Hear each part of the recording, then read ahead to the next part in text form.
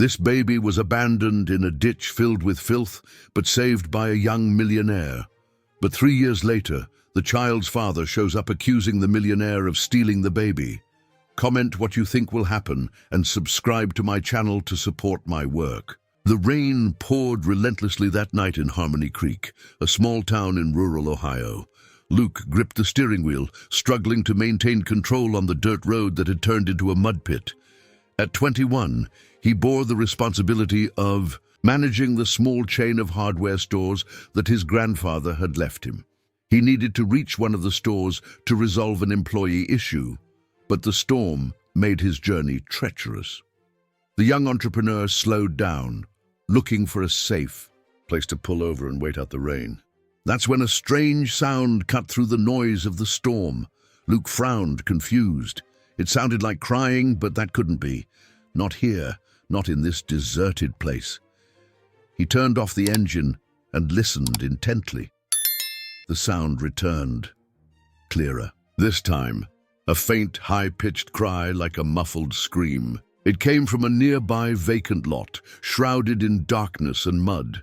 Luke hesitated for a moment. It was risky to leave the car in this downpour, but something about that sound deeply disturbed him. He grabbed the flashlight from the glove compartment and, shielding himself as best he could with his jacket, got out of the car. His feet sank into the mud as he walked towards the sound. The flashlight beam cut through the darkness, revealing only churned earth and puddles of water. The crying grew louder with each step. Then the light revealed something that made his heart stop. A small open ditch, overflowing with rainwater. And there, almost invisible amidst the dirt and debris, was a baby, naked, shivering, with skin covered in sores and a face smeared with waste.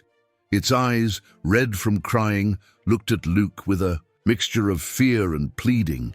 The young man felt his stomach churn. This couldn't be real. What kind of monster could do something like this to a child? Without thinking twice, he jumped into the ditch. The mud and filth reached his waist, but he didn't care. He carefully reached for the baby, noticing how cold its skin was, how violently it trembled. "It's okay, little one," he whispered, wrapping the child in his jacket. "Everything will be all right now." The baby clung to him with surprising strength, as if understanding that this was its last thread of hope. Luke rushed back to the car, shielding the small body against his chest. He turned the heater on full blast and, with trembling hands, reached for his cell phone to call an ambulance. "No, it'll take too long," he muttered to himself, looking at the baby still shivering in his arms. He decided to take the child to the hospital himself. All the way there, he talked to the little one, trying to keep it awake, trying to ignore the fear that grew in his chest as he realized how weak the baby's breathing was. The nearest hospital was 20 minutes away. They were the longest 20 minutes of Luke's life. When he finally reached the emergency room, shouting for help, the baby was too quiet in his arms. The nurses rushed towards him, quickly taking the child into the emergency room. Luke stood in the hallway, soaked, dirty, trembling. He looked at his hands covered in mud and felt tears begin to fall. What kind of town was this? What kind of people were capable of such cruelty? The next few hours were a blur of questions, police officers, social workers. Luke recounted how he had found the baby, where exactly the ditch was, answered all the questions they asked. But his mind was focused only on the little creature fighting for its life a few rooms away. "He's approximately 6 months old," a doctor informed him hours later. "He has multiple infections, is malnourished and dehydrated. But he's a fighter. He's responding well to treatment." Luke sighed in relief, but a new worry soon surfaced. And now, what will happen to him? The doctor explained that the police were investigating the case, trying to locate the family. The baby would remain hospitalized for a few days, then be placed in a foster home. Luke felt a pang in his chest upon hearing that. Something inside him refused to simply walk away and leave that child alone again. Can I visit him?" he asked, hesitantly. The doctor smiled understandingly. Of course. He needs all the support he can get right now. That night, long after he had gone home, cleaned up and tried to sleep, Luke couldn't get the image of those frightened little eyes out of his head. Something had changed inside him, something profound and inexplicable. He didn't know it yet, but that rainy night had forever transformed the course of his life. The next morning, before even going to work, he stopped by the hospital, bringing clothes, diapers, and a small teddy bear. The nurse caring for the baby smiled when she saw him. "It's good you're back," she said. "He cried all night but calmed down when I put your shirt near him. I think he recognized your scent." Luke felt his heart clench. He approached the makeshift crib where the baby slept. Now clean and medicated, he looked so small and fragile. When he touched his little hand, the baby gripped his finger tightly, still asleep. At that moment, a certainty formed in his heart. He would not abandon that child. He didn't know how. He didn't know what he would need to do. But he would find a way to protect him. Outside the hospital, the city began to awaken to another day, oblivious to the small miracle happening inside that room.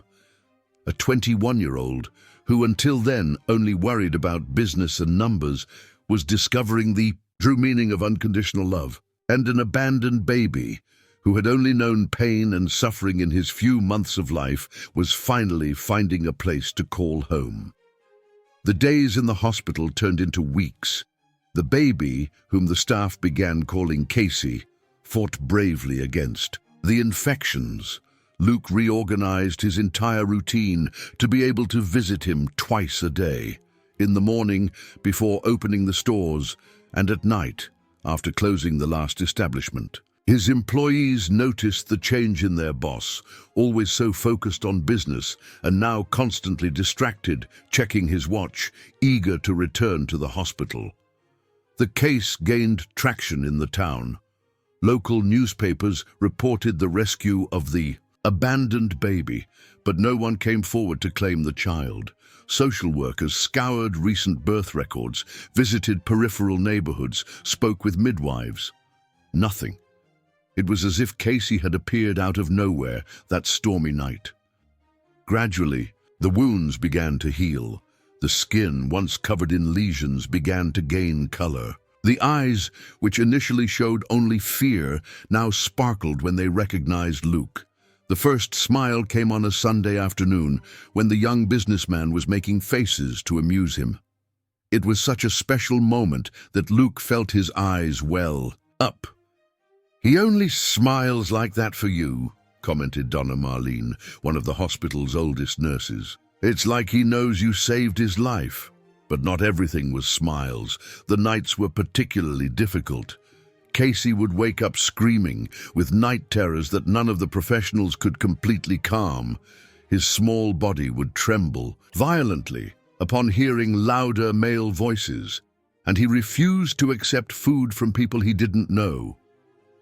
"These are deep traumas," explained the child psychologist who was following the case. "He went through terrible experiences in his first months of life, experiences that his brain is still trying to process." Luke listened to all this with a broken heart. At night, in his empty house, he spent hours researching child development, early trauma, ways to help babies who suffered abandonment. His days were divided between managing the stores and learning about fatherhood, something that had never crossed his mind before. It was on one of these nights of research that he made a decision that would change his life forever. He sought out a lawyer specializing in family law and began the process to obtain temporary custody of Casey. The news landed like a bombshell on his family. "Have you gone crazy?" questioned his Aunt Bernice, a conservative lady who always gave her opinions on his life. A single guy with no experience with children wanting to raise a baby. And on top of that, a baby with problems. This will destroy your life. But Luke was determined. He went through countless interviews with social workers, presented proof of income, adapted his house to receive a child. The process was long and bureaucratic. Meanwhile, Casey remained in the hospital, now physically recovered, but unable to be discharged because he had nowhere to go. The normal thing would be to refer him to a foster home, explained the social worker responsible for the case. But considering his history of trauma and the strong bond he has developed with you, we will do everything possible to expedite your custody process. It was at this time that Luke met Zelda, a 58-year-old woman looking for a job as a nanny. Unlike the other candidates, she was not frightened upon hearing Casey's story. Her eyes, marked by the experience of someone who had seen much of life, showed only compassion. "I was also abandoned as a child," she revealed during the interview. "I know how important it is to have someone who truly loves us."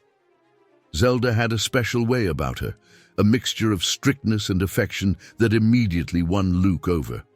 More than an employee, he realized that he was hiring an ally, someone who would help him not only care for Casey, but build a real family. The house underwent a complete transformation. The guest room became a children's room, with walls painted light blue and carefully chosen furniture. Zelda supervised everything with a critical eye, suggesting adaptations, thinking about the baby's safety. "The outlets need protection," she said, "and these table corners are too sharp. We need protectors." Meanwhile, rumors began to circulate through the town. In a small community like that, stories spread quickly, distorted by hearsay. They talked about a young woman with a history of drug use who had given birth and disappeared soon after. Some said they saw her living in an abandoned house on the outskirts of town. Others swore she had fled to the capital. Luke avoided these conversations. He didn't want to know about Casey's past. He didn't want to fuel gossip or speculation. His focus was only on ensuring that the boy had a different future, full of love and security. Finally, after 3 months of processing, the temporary custody authorization was granted. The day Luke could take Casey home was filled with emotions. The nurses said goodbye with tears in their eyes. Some had brought gifts. Donna Marlene hugged the baby for a long time, whispering words of affection. "Take good care of him," she asked Luke. "This boy is special." The ride home was quiet. Casey, sitting in the new car seat, looked out the window with curiosity. From time to time, his little eyes met Luke's in the rearview mirror, and a small smile appeared on his face. It was as if he understood that something important was happening. Zelda waited for them at the front door, eager. She had prepared a special lunch and arranged the room with care. When Luke entered carrying Casey, she couldn't hold back the tears. "Welcome to your new home, little one," she said, gently touching the baby's little hand. That first night at home was challenging. Casey found the new environment strange, cried a lot, didn't want to sleep. Luke spent hours pacing back and forth with him in his arms, singing off-key the lullabies he had learned. Zelda, even after her working hours, stayed to help. It was only in the early hours of the morning when the baby finally fell asleep in his new crib that Luke allowed reality to fully hit him. He was there at 21 years old, assuming an immense responsibility. He felt fear, of course, but it was a different fear, mixed with a deep certainty that he was doing the right thing. He watched Casey's restless sleep, the small jumps, the way his little hands clung to the blanket. That child carried scars that might never fully heal, but Luke vowed on that silent night that he would do everything in his power to fill his life with love. "It's just you and me now, son," he whispered, adjusting the blanket. "And everything will be all right." What Luke didn't know was that fate still held painful surprises for that family that had just been formed. The past, which he tried so hard to ignore, was about to knock on his door, bringing with it shadows that would threaten the peace he had so carefully built. The months turned into years, and Casey grew, surprising everyone with his sweetness, despite the traumas he carried. He was about to turn 3 years old, and Luke watched in amazement as that fragile baby he had found had transformed into a bright and affectionate boy. Of course, the ghosts of the past still haunted him. The nights continued to be a challenge, with frequent nightmares that made Casey wake up screaming, drenched in sweat. "Daddy, there's a monster," he would say, trembling in Luke's arms. "There's a monster in the dark." At those times, Luke would hug him tight, trying to convey safety. He would turn on all the lights in the room, look under the bed, inside the closet, showing that there was nothing there. But he knew that the real monsters that frightened Casey were not imaginary. They were primitive memories of a past that his child's mind was desperately trying to process. Zelda had become much more than a nanny. She was a true grandmother to Casey, with her unique blend of discipline and affection. She was always attentive to the slightest signs of discomfort in the boy, knew every expression, every change in mood. "He's different today," she commented one morning, watching Casey play with his toy cars. "Quieter than usual. I wonder if he's getting sick." Luke learned to trust these instincts of Zelda. She was rarely wrong when it came to Casey. The connection between the three was something special, as if fate had brought those suffering souls together to form an improbable but deeply united family. Business was going well. Luke managed to run the stores competently, even having to divide his time with parental responsibilities. He had luck to have loyal employees who understood when he needed to leave early to take Casey to the doctor or participate in some activity at preschool. It was precisely at preschool that the first warning signs began to appear. Casey had difficulty relating to other adults, especially men. When a father of another student spoke loudly, he would shrink, sometimes hiding under the tables. "It's normal," explained the psychologist who saw him weekly. "These are reflexes from the initial trauma, but with love and patience, he will learn to deal with these fears." Luke did his best to help. He took Casey to playgrounds, tried to introduce him to other boys his age, created controlled situations where he could interact with different people. Gradually, very slowly, the boy began to open up. "You're an amazing dad," Zelda said one night, after Casey had finally fallen asleep. "Few men your age would have this patience, this love." But Luke didn't consider himself amazing. For him, it was simply impossible not to love that child that fate had placed in his path. Each small accomplishment of Casey, a new smile, a word learned, a fear overcome, was a reason for celebration. He decided to organize a small party to celebrate his son's 3rd birthday. Nothing too big, just some classmates from preschool, simple decorations, cake and cupcakes made by Zelda.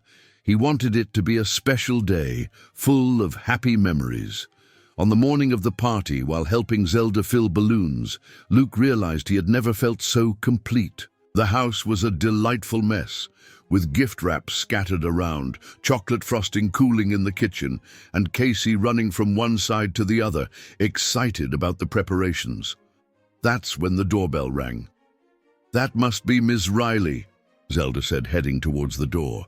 She promised to come early to help with the decorations, but it wasn't Ms. Riley. At the gate stood a man Luke had never seen before.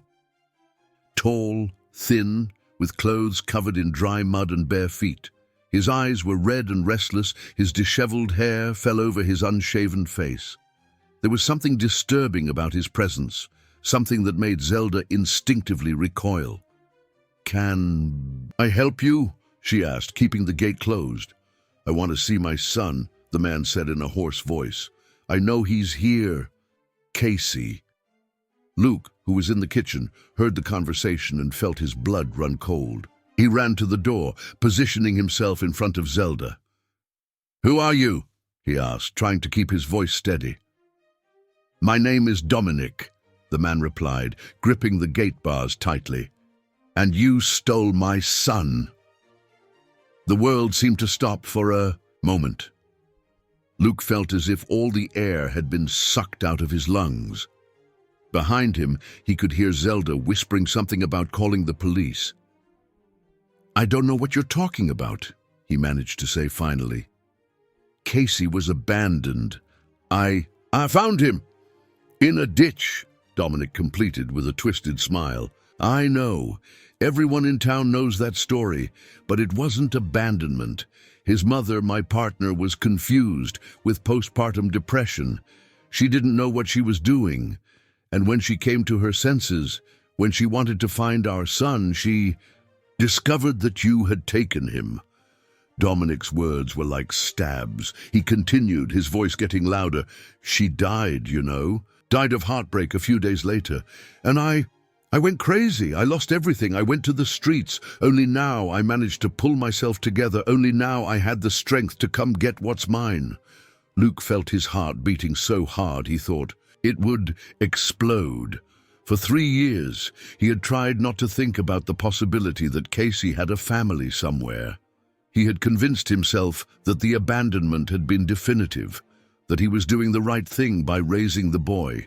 "Get out of here," he said, surprising himself with the firmness in his voice.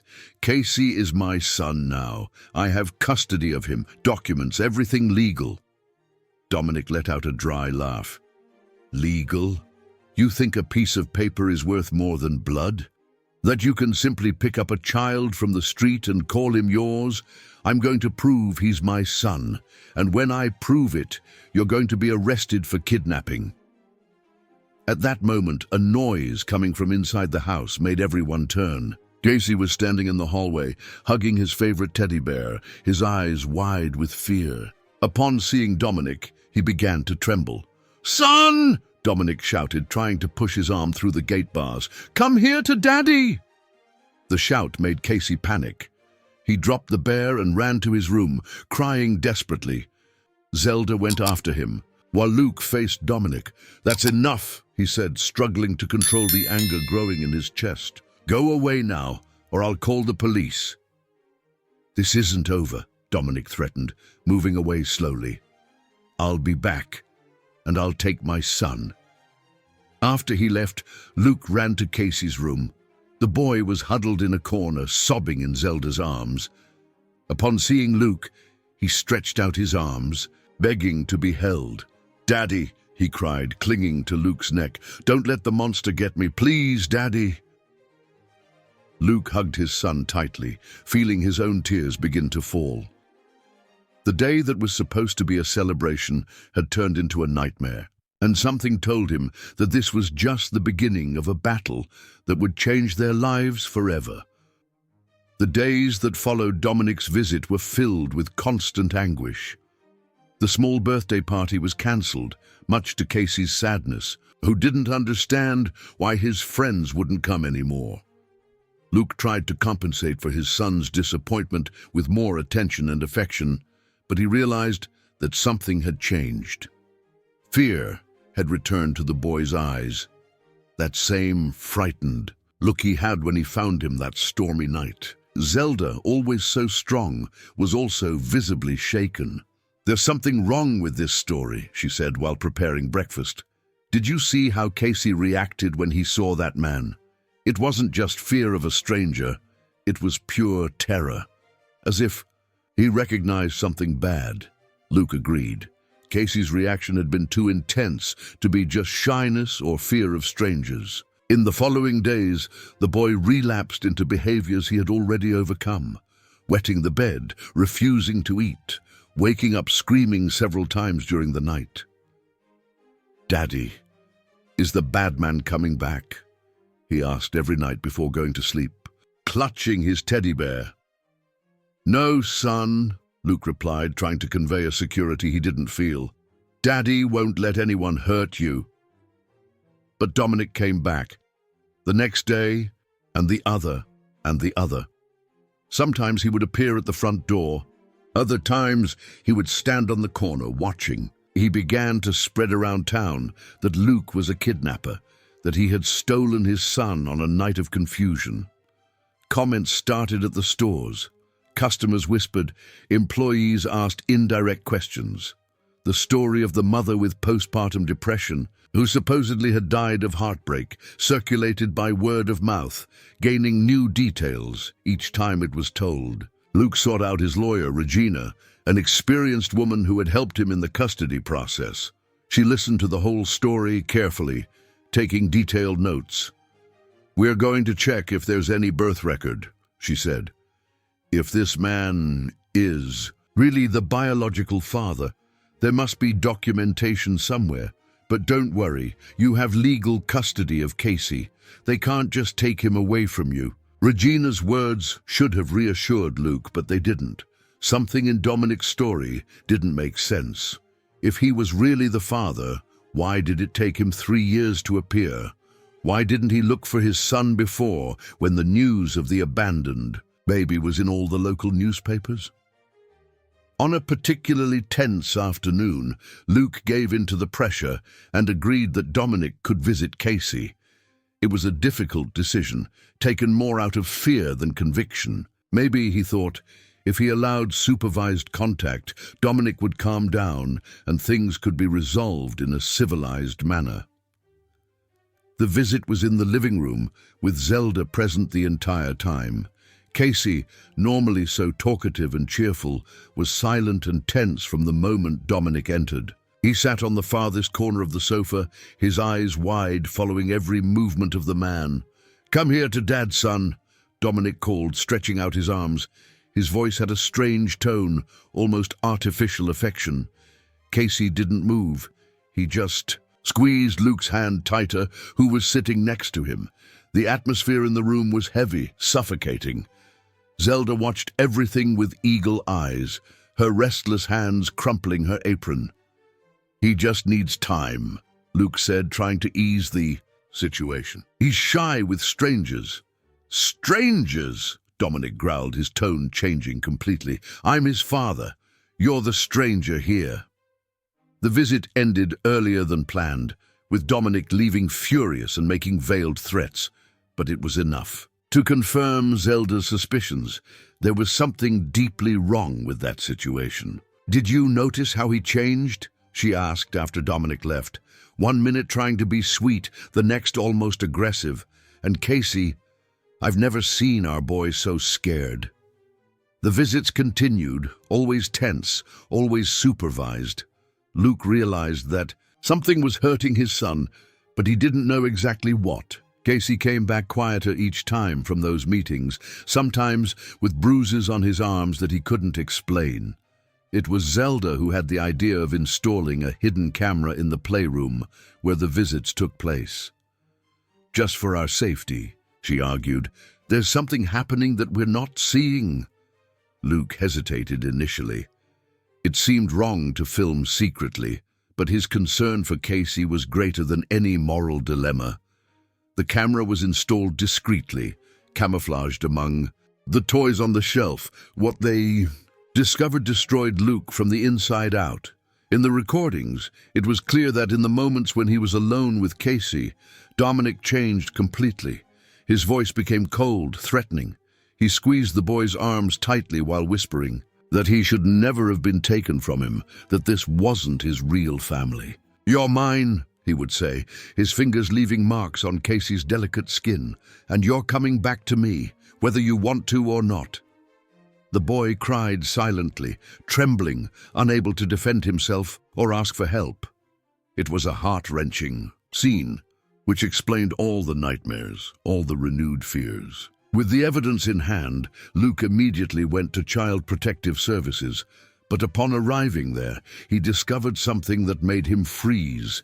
Dominic had already filed a complaint against him, alleging parental alienation and mistreatment. "We need to investigate all complaints," explained the counselor, a middle-aged woman with a tired expression. "And in the meantime, as a precaution, we will have to temporarily remove the minor from contact with both parties." "What do you mean, remove?" Luke asked, feeling the panic growing. "You can't take my son away from me. It's the standard procedure," she replied without showing emotion. "Casey will stay in a foster home until the situation is clarified." Luke's world collapsed at that moment. How would he explain to Casey that he would have to go to a strange place, away from home, away from everything he knew and loved? How would his son, who had already suffered so much abandonment, endure yet another separation? That night, when he put Casey to sleep, Luke could barely contain his tears. The boy, feeling his father's sadness, hugged his neck tightly. "Daddy sad?" he asked, with that innocence that broke his heart. "No, son," Luke lied, swallowing his tears. "Daddy is just tired. Sleep, my love. Tomorrow will be another day." But he knew that tomorrow would bring one of the greatest pains of his life. And the worst part, there was nothing he could do to prevent it. The morning when the Child Protective Services workers came to get Casey was marked in Luke's memory as the most painful day of his life. The boy, not understanding what was happening, clung to his father's legs, crying desperately, "I don't want to go, Daddy. I promise to be good. Please don't let them take me." Each word was like a stab in Luke's heart. Zelda, normally so strong, was leaning against the living room wall, crying silently. Her hands trembled as she held the backpack with some clothes and Casey's favorite teddy bear. "It's just for a little while, son," Luke lied, kneeling to be at the boy's height. "Daddy will pick you up soon, I promise." But Casey wouldn't be consoled. His crying was so deep, so visceral, that even the Child Protective Services workers, accustomed to difficult situations, seemed shaken. One of the social workers tried to pick the boy up, but he struggled so hard that it took more than one person to hold him. "Daddy!" Casey's scream echoed through the house as he was carried out. "Daddy, help me!" Luke stood at the door, his legs weak, feeling as if his heart was being torn from his chest. The Child Protective Services car drove away, taking his son, and with him all the light that was in his life. The days that followed were a blur of pain and despair. Luke could barely eat or sleep. He spent hours sitting in Casey's room, looking at the scattered toys, at the drawings pasted on the wall. Each object had a story, a memory that now tortured him. Zelda tried to keep him strong. "We need to fight, my son," she would say, forcing him to drink at least some coffee. "Casey needs you whole, with the strength to face this battle." The news that came from the shelter was devastating. Casey refused to eat, cried all the time, calling for his father, didn't sleep well. The caregivers reported that he woke up several times during the night, screaming with nightmares. "He only repeats one word," informed one of the social workers. "Daddy, it's the only thing he says." Luke entered a deep depression. He abandoned work at the stores, leaving everything in the hands of the employees. He lost weight quickly. His clothes became loose. Deep circles marked his face. He had several panic attacks, moments when the air seemed to disappear and the world spun out of control. Regina, his lawyer, worked tirelessly on the case. "We are investigating every detail," she assured him. "There are many inconsistencies in Dominic's story. We just need time to prove it." But time was precisely what Luke felt he didn't have. Each day away from Casey was an eternity of suffering. The supervised visits in the foster home were short and painful. The boy would run into his arms crying, and it was even worse having to leave him again. "When am I going home, Daddy?" he would ask on every visit, his little eyes full of tears. "I miss my room, Zelda, my toys." "Soon, son," Luke would reply, swallowing his own tears. "Daddy is doing everything to bring you home." Meanwhile, Dominic continued with his visits to the foster home, always accompanied by his own lawyer. The staff reported that Casey refused to be near him, panicking when forced into any approach. It was on one of these visits that something unexpected happened. One of the caregivers at the shelter, Ms. Connie, approached Luke discreetly after visiting hours. "There's something you need to know," she said, looking around to make sure no one was listening. "Last night, during one of Casey's nightmares, he said something different. He was shouting, 'Don't hurt me, Dad, don't hurt me.' And you know what's even stranger? He wasn't referring to you, That information made Luke's heart clench even more. What exactly had his son gone through before being abandoned? What terrible memories were stored in that little head? Zelda, who followed everything closely, decided to do her own investigation. With the help of some acquaintances, she began to delve into Dominic's past. She discovered that he had indeed lived in the area, but his story was quite different from the one he told.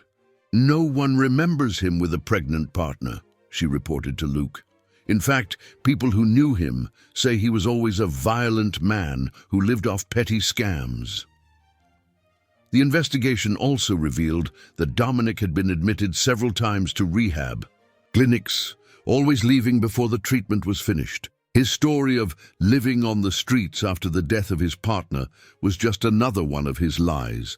But the most disturbing information came from an old neighbor of Dominic, Mr. Jones, who approached Luke one night. The man seemed nervous, hesitant to speak. "Son, I shouldn't get involved," he began, twisting his hat in his hands. "But I can't stand seeing a child suffering. I knew the woman who lived with Dominic at the time. She didn't die. She ran away from him, that's what happened. And before disappearing, she left a letter." Luke felt his heart race. What letter? Mr. Jones. A letter asking for help, saying she was afraid of him, that he was violent, that if something happened to her, never let him get the baby. "Do you have that letter?" Luke asked, barely able to contain his anxiety. "Yes, I do. I've kept it all these years, not really knowing what to do with it. But when I saw the story of the boy in the newspapers and now all this confusion, I thought I needed to show it." Mr. Jones pulled a crumpled envelope from his pocket, yellowed with time. Inside, a sheet of notebook paper folded several times, with a shaky but legible handwriting. The letter was a stunning document of despair and fear. Casey's mother, who identified herself only as Mary, described in detail the abuse she suffered, the fear she had of Dominic, how he kept her practically in seclusion. "If something happens to me," one excerpt read, "please don't leave my son. With him, Dominic is a monster. He will destroy my baby as he is destroying me." Luke could hardly believe what he was reading. There was the proof he needed, the confirmation of all his suspicions. But would it be enough for justice? Would it be enough to bring his son back home? With trembling hands, he picked up the phone to call Regina. The lawyer needed to see that immediately. Perhaps finally the truth could come to light. Mary's letter was like a light at the end of the tunnel. Regina, Luke's lawyer, filed an emergency motion to present the new evidence to the judge in charge of the case. Along with the letter, they attached the videos recorded by Zelda, showing Dominic's silent aggressions against Casey, and the testimonies of the foster home staff about the boy's behavior. "It's a delicate case," Regina explained while organizing the documents, "but we have enough elements to prove that Dominic represents a real risk to Casey. The biological mother's letter is especially important because it shows a pattern of violent behavior. The wait for the court's decision was agonizing. Each day away from Casey seemed like an eternity. Luke visited his son at the foster home whenever allowed, and his heart broke to see how the boy was becoming more and more withdrawn, more silent. "He hardly plays anymore," one of the caregivers reported.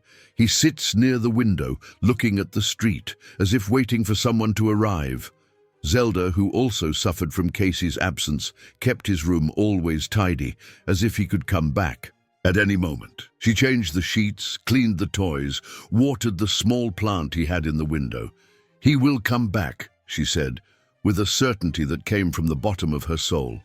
"God won't allow such an injustice to continue." The final hearing was scheduled for a rainy Wednesday. The city hall was busy, and Luke felt his heart beat fast as he waited in the hallway. Regina had prepared a solid defense, but the fear of losing Casey permanently consumed him. Dominic arrived accompanied by his lawyer, maintaining that same twisted smile on his face. Upon seeing Luke, he made a point of passing close and whispering, Enjoy your last moments as a father, kid. Today, my son comes home with me. The session began punctually at 9 o'clock. The judge, a middle-aged woman with perceptive eyes, listened attentively to all the testimonies. The social workers spoke about Casey's behavior in the foster home, his refusal to approach Dominic, his constant nightmares. Mr. Jones, the neighbor who kept the letter, was a crucial witness. With his simplicity and honesty, he described the months of terror that Mary lived alongside Dominic, how she tried to hide the marks of aggression, how she fled to ask for help. The lady was so afraid of him that she slept with a knife under her pillow, he said, his voice choked with emotion. When she found out she was pregnant, she cried for days. She said she didn't want her son to grow up seeing so much violence. Dominic's defense tried to disqualify the evidence, claiming that the letter could be fake, that the videos were manipulated, that everything was nothing more than a conspiracy to distance him from his son. But his own posture during the trial betrayed him. Several times he lost his composure, shouting at the witnesses, making veiled threats. When it was Luke's turn to speak, he didn't need elaborate speeches. He simply told his story, from the night he found Casey abandoned to the moments of joy and challenges they shared in the following 3 years. "I didn't choose to be a father," he said, with tears in his eyes. "Life chose for me. And from the first moment I held that baby in my arms, I knew I would do anything to protect him. Casey is not just my son on paper, he's my son in love, in the dedication of each day, in the sleepless nights, in the smiles and in the tears." The judge listened to everything carefully, taking detailed notes. When the last witness finished his testimony, she requested a 1-hour recess to analyze all the evidence and make her decision. It was the longest hour of Luke's life. Sitting on the bench in the City Hall hallway, with Zelda holding his hand, he prayed silently. Not only for himself, but mainly for Casey, who even so young had already faced so much suffering. When everyone returned to the courtroom, the silence was heavy. The judge adjusted her glasses and began to read her decision. After careful analysis of all the evidence presented, considering primarily the well-being of the child in question, this court decides to grant definitive custody of the minor, Casey, to Mr. Luke Oliveira, with a request for a protective order against Mr. Dominic Souza, who must remain at least 500 feet away from the child and his residence. The judge's voice continued, but Luke could barely hear. Tears of relief ran down his face as Zelda hugged him, also crying. On the other side of the room, Dominic slammed the table, needing to be restrained by the court officers. "Furthermore," continued the judge, "I order that an investigation be opened into the allegations of domestic violence contained in the letter from Ms. Mary, the child's biological mother." In the last paragraph of the sentence, the judge wrote something that would forever be engraved in Luke's heart. Fatherhood is built on care, affection, and presence. This young man not only saved a life, he rebuilt it. The authorization to pick up Casey was issued immediately. Luke and Zelda went straight to the foster home, barely able to contain their anxiety. When they entered, Casey was sitting near the window, as always, hugging his teddy bear. Upon seeing his father, his little eyes lit up. "Daddy!" he shouted, running with all his strength. Luke picked him up in his arms, hugging him as if he never wanted to let go. The two cried and laughed at the same time, while Zelda wrapped them in her maternal embrace. "Let's go home, son," Luke said, his voice choked with emotion. "Let's go to our home." The ride back was full of lively conversations. Casey wanted to know if his little plant was still alive, if his toys were in the same place, if he could sleep that night with his father. It was as if all the sadness of recent times began to dissipate. At home, everything was prepared for his return. Zelda had made his favorite cake, chocolate with colorful frosting. The room was tidy with new sheets and all the toys organized. In the window, the plant he was so worried about was in bloom, as if also celebrating his return.